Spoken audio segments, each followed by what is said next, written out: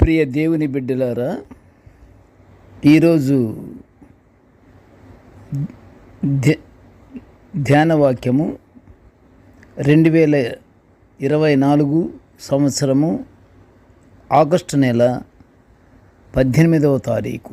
ఈరోజు ధ్యాన వాక్యము పరిశుద్ధ గ్రంథము నుండి ప్రసంగి గ్రంథము 5వ అధ్యాయము 1వ వచనాన్ని మనం ధ్యానించుకుందాము. ధ్యాన వాక్యము: నీవు దేవుని మందిరమునకు పోవునప్పుడు నీ ప్రవర్తన జాగ్రత్తగా చూచుకొనుము.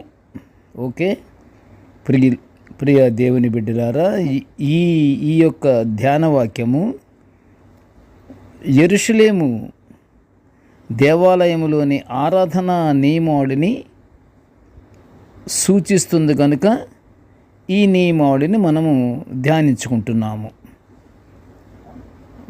బాహ్య ఆడంబరాన్ని ప్రదర్శించే భక్తిశూన్యమైన ఆరాధన కన్నా దేవునికి లోబడటం ముఖ్యము అని పరిశుద్ధ గ్రంథములు అనేక లేఖనాల ద్వారా మనకి తెలియబడుచున్నవి. దేవుడిచ్చిన ఆజ్ఞలను గైకొని ఎందరు దేవుని సంతోషపెడతారో అట్టి వారందరికీ దేవుని ధన్యత తప్పకుండా అనుగ్రహించబడుతుంది. అనాలోచితంగా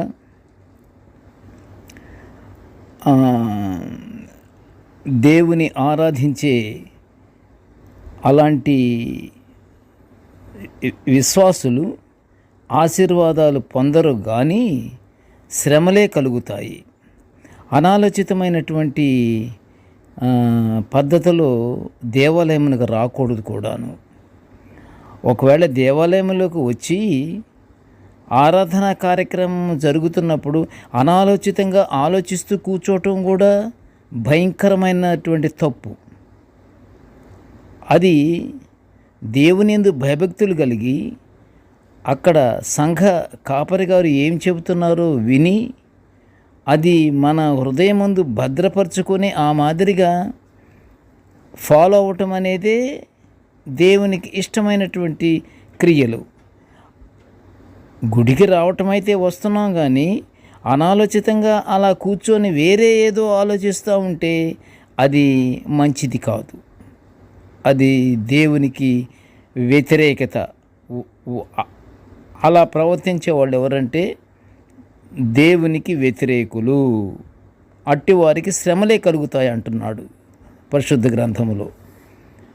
అంతేకాదు, అట్టివారు బుద్ధిహీనులుగా పిలువబడతారని కూడా పరిశుద్ధ గ్రంథము సెలవిస్తుంది. దేవుని సన్నిధిని వేరే ఆలోచనలతో ఉంటూ అనాలోచనంగా పలుకుటకు మన హృదయములను త్వరపడనీయకుండా మన నోటిని మనం కాచుకొనుట చాలా మంచిది. ఒక్క నోటిని కాచుకోవటమే కాదు, మన మనస్సును కూడా కాచుకోవాలి. దుర్వ్యసనాలైనటువంటి ఆలోచనలు ఆలయములు కూర్చున్నప్పుడు రాకూడదు. భక్తిహీనులు చేయు ప్రార్థనల కన్నా యథార్థవంతులు చేయు ప్రార్థనలు దేవునికి ప్రీతికరములు అని పరిశుద్ధ గ్రంథము సెలవిస్తుంది. ప్రియ దేవుని బిడ్డలారా, యథార్థవంతులు చేయు ప్రార్థన అది దేవుడు ఆలకిస్తాడు అంటున్నాడు. భక్తిహీనులు చేయు ప్రార్థనలు అసలు మన గుమ్ము దాటి వెళ్ళవు. పైన స్లాబ్ ఉంది కదా ఆలయంలో, ఆ స్లాబ్ కూడా దాటి బయటికి వెళ్ళవు. అందుకని యథార్థవంతులు చేయు ప్రార్థనలు అవి ప్రీతికరములు దేవునికి. నీతి న్యాయములను అనుసరించుచు ప్రార్థనా మందిరమునకు వచ్చు వారి ఎడల దేవుని కృప, ప్రేమ, ధన్యత. దేవుని కృప, దేవుని ప్రేమ, దేవుని ధన్యత ఎక్కువగా ఉంటుంది గనుక నేటి దైవవాక్యము ప్రకారంగా మనమంతా అలాగ మంచి ప్రవర్తనలతో దేవుని సన్నిధిలో మనము గడపాలి. ప్రార్థన యొక్క ప్రాధాన్యతను గుర్తించాలి. మనము ప్రార్థన చేస్తున్నామంటే మనం దేవునితో మాట్లాడుతున్నాము.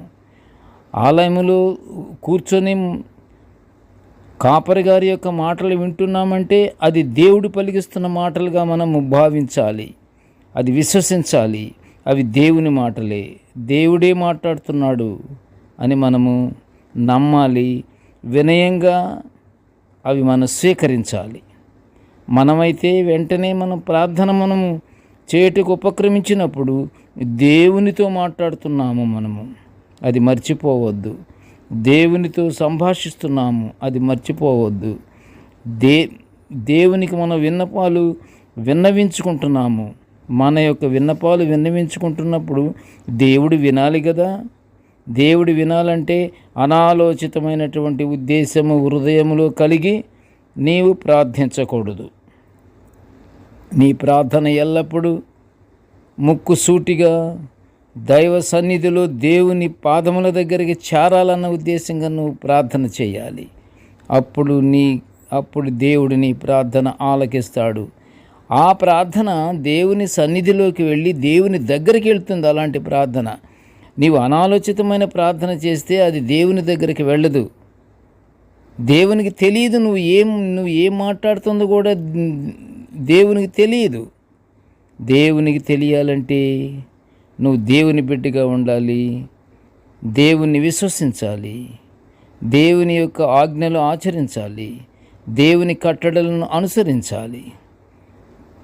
ప్రార్థనాలయంలో ఆరాధన జరుగుతున్నంత వరకు మౌనముగాను వినయముగాను కూర్చొని ప్రార్థనల యందును పాటల యందును సంగీతముల యందును ఆనందము గలవాడవై వింటూ ప్రభు సన్నిధికి నీ ప్రార్థన చేరేటట్లుగా నీ ప్రవర్తన జాగ్రత్తగా ఉండాలి అనేది నువ్వు కాచుకో. దేవుడు నీకు నీ ప్రార్థన విని నీ యొక్క కోరికలు నీ యొక్క అవసరాలు దేవుడు తప్పకుండా తీరుస్తాడు. ప్రార్థన చేసుకుందాము. కృపగల తండ్రి, జీవముగల నాయన, నీ పాదములు స్తోత్రములు. తండ్రి, నీ దివ్యమైన వాక్యాలను మేము నిత్యము ధ్యానించుకునే భాగ్యాన్ని మాకు అనుగ్రహించినందులకు నీకు ఘనమైన స్తోత్రములు తండ్రి. ప్రభువా, నేటి ధ్యాన వాక్యమును వినుచున్న ప్రతి బిడ్డను ఆశీర్వదించయ్యా. మాలో మేమందరము తండ్రి నీ సన్నిధికి మేము ప్రార్థించుకునేటప్పుడు తండ్రి అనాలోచితమైనటువంటి ఆలోచనలు మాకు కలగకుండా సాతానుని బంధించేసి, ఇదిగో తండ్రి నీ యొక్క పరిశుద్ధమైనటువంటి దేవదూతలు మాకు సహాయముగా ఉండి మేము చేయు ప్రార్థన తండ్రి దేవ నీకు అంగీకార యోగ్యముగా ఉండినట్లుగా దేవ నువ్వు దీవించి ఆశీర్వదించమని నాయన ఈ మనలన్నీ యేసయ్య పుణ్యనామమున వినయముగా వేడుకొంచుంటున్నాము తండ్రి.